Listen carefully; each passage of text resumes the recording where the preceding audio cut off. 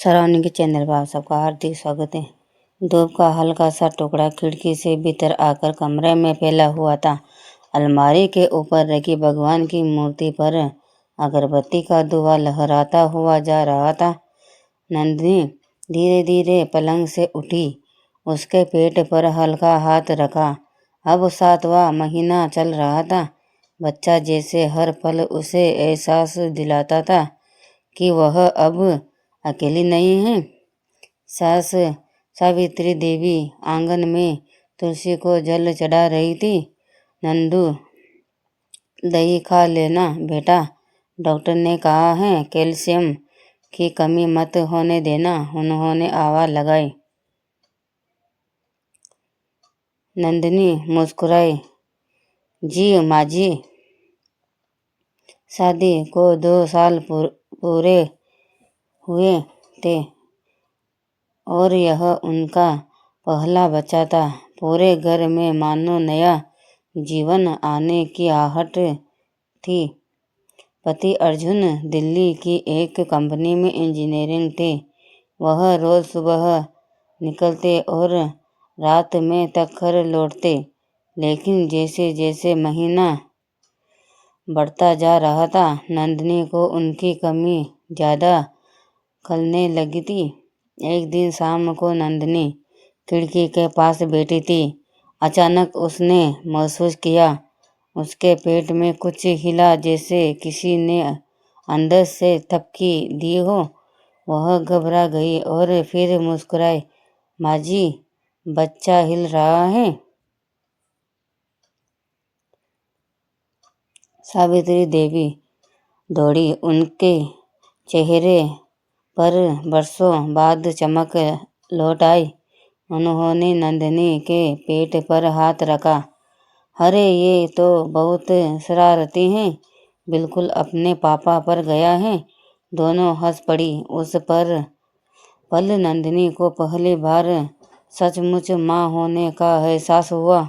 सावित्री देवी अक्सर कहती, हमारे समय में तो इतनी सुविधाएं नहीं थी बेटा, खेतों में काम करते करते बच्चे हो जाते थे। नंदिनी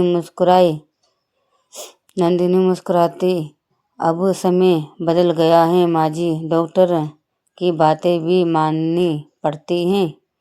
हाँ, बस तू और बच्चा दोनों स्वस्थ रहो, बाकी सब भगवान के भरोसे।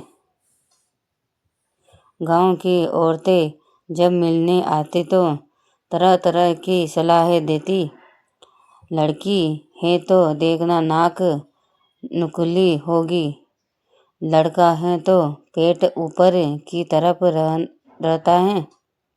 नंदिनी हंसकर सब सुनती, पर अंदर कहीं एक डर भी था, माँ बनने का डर, जिम्मेदारी का डर। अर्जुन फोन पर रोज बात करता, ख्याल रखो अपना, ऑफिस से छुट्टी लेने के सोच रहा हूँ। नहीं अर्जुन, माँ जी हैं न मेरे साथ, तुम काम पर ध्यान दो, नंदिनी कहती। पर उसके शब्दों में छिपी तड़प अर्जुन सुन लेता था। एक रात जब वह सो नहीं पा रही थी, तब सावित्री देवी धीरे से कमरे में आए। क्या हुआ नंदू, नींद नहीं आ रही? बस अर्जुन की याद आ रही थी माँ जी। सावित्री देवी ने उसके सिर पर हाथ फेरा। जब मैं तेरे ससुर के घर आई थी तो मुझे भी यही लगता था, पर देख अब तू भी माँ बनने वाली है। अब तेरे अंदर एक और रिश्ता पल रहा है जो कभी तुझसे अलग नहीं होगा। नंदिनी की आंखें नम हो गई। 8वां महीना शुरू हुआ तो डॉक्टर ने कहा, ब्लड प्रेशर थोड़ा बढ़ा हुआ है नंदिनी, तो ज़्यादा आराम चाहिए। सावित्री देवी ने सारा घर का काम अपने ऊपर ले लिया। तू बस आराम कर बेटी, घर की फिक्र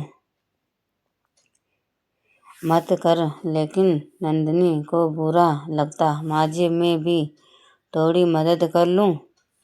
नहीं रे, अब तो भगवान की देन संभाल रही हैं, यही तेरी सबसे बड़ी सेवा है। एक दिन नंदिनी को तेज दर्द उठा। सावित्री देवी घबरा गई लेकिन होश नहीं खोया। उन्होंने तुरंत पड़ोसी से गाड़ी मंगवाई और अस्पताल पहुंचे। डॉक्टर ने कहा, चिंता की बात नहीं, झूठी लेबर पेन है, पर अब हमें ध्यान रखना होगा।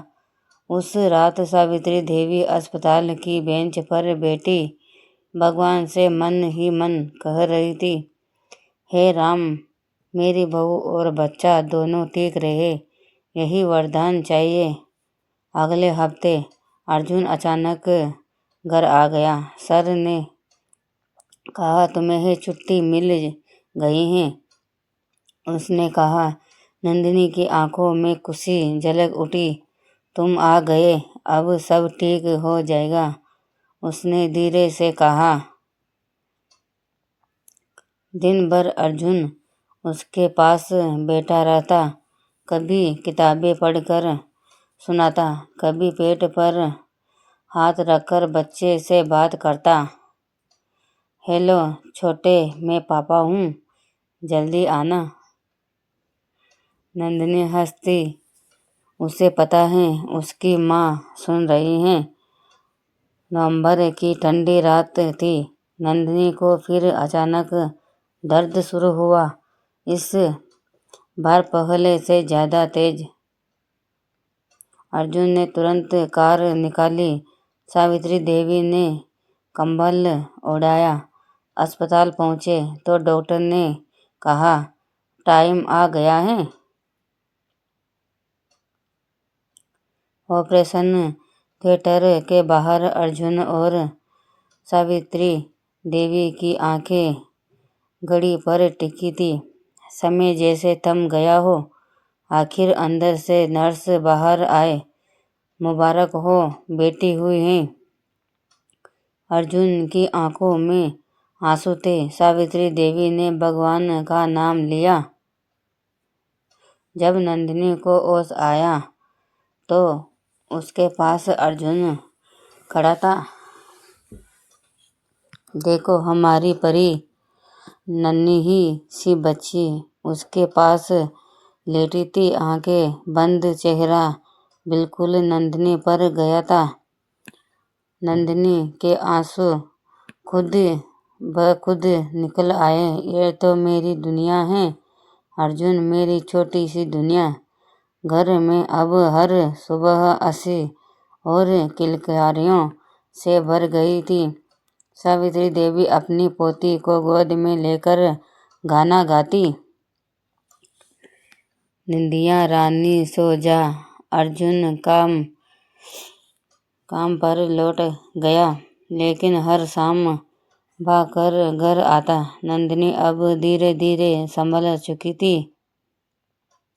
एक दिन नंदिनी बालकनी में खड़ी थी, बच्चे को गोद में लिए। सूरज ढल रहा था। आसमान में लालिमा फैल रही थी।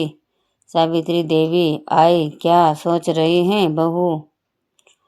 बस माजी, सोच रही हूँ, पहले मुझे डर लगता था कि मैं माँ बन जाऊँगी या नहीं, पर अब लगता है यह तो सबसे खूबसूरत सफलता।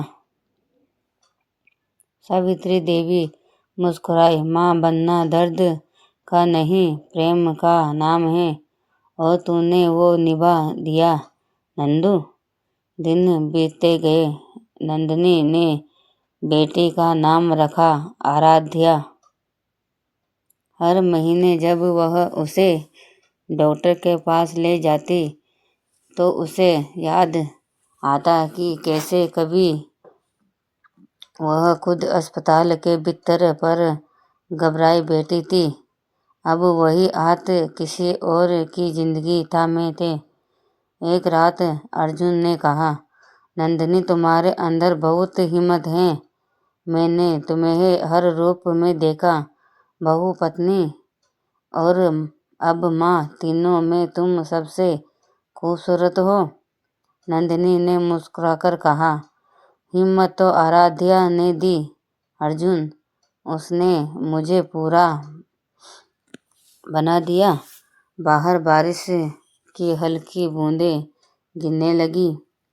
सावित्री देवी ने कमरे की लाइट बंद की और धीरे से कहा, अब घर में फिर से माँ की ममता बस गई है। यही तो जीवन का अर्थ है। हर औरत के भीतर एक माँ छिपी होती है, जो सिर्फ बच्चे को जन्म नहीं देती बल्कि प्यार, धैर्य और जीवन का नया अर्थ जन्म देती है। नंदिनी की तरह हर प्रेग्नेंट औरत एक नई कहानी लिखती है, जिसमें आंसू भी होते हैं, मुस्कान भी, डर भी और उम्मीद भी। क्योंकि माँ बनना सिर्फ एक रिश्ता नहीं, एक पुनर्जन्म।